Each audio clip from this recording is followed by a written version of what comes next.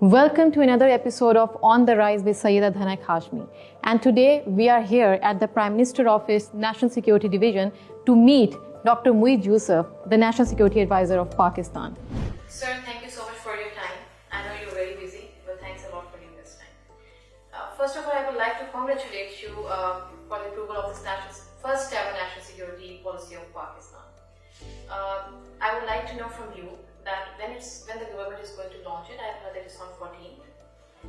Moreover, what are the features of this policy and how it is going to change the security paradigm of the region, as well as how do you plan to tackle the economic stability? Because I have read that one of the key factors of this national security policy is economically strong, viable Pakistan. So what are your comments on it?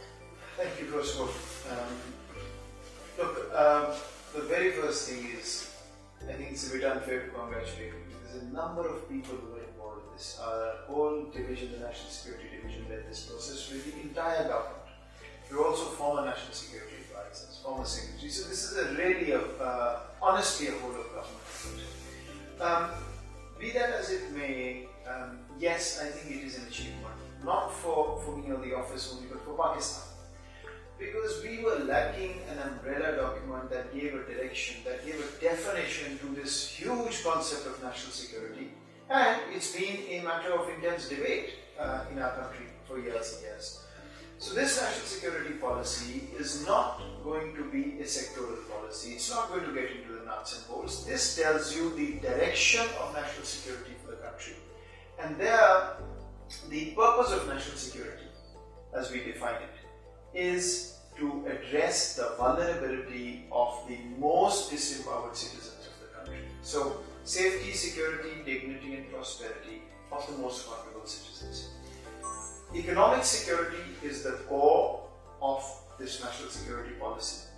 We are calling this the comprehensive national security policy, and the economic security is essentially meant to increase the size of our national resource pie. The amount of money we have, the resources we have to spend on human security and on traditional security is going to come from a stable economy.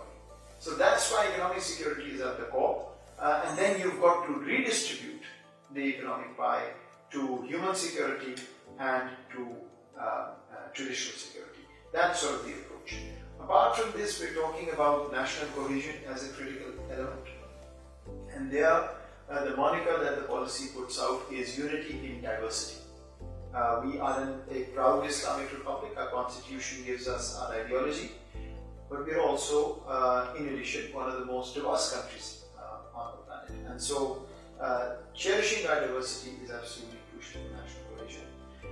We talk about our military and our foreign policy, and the main goal is attainment of peace in the region and beyond.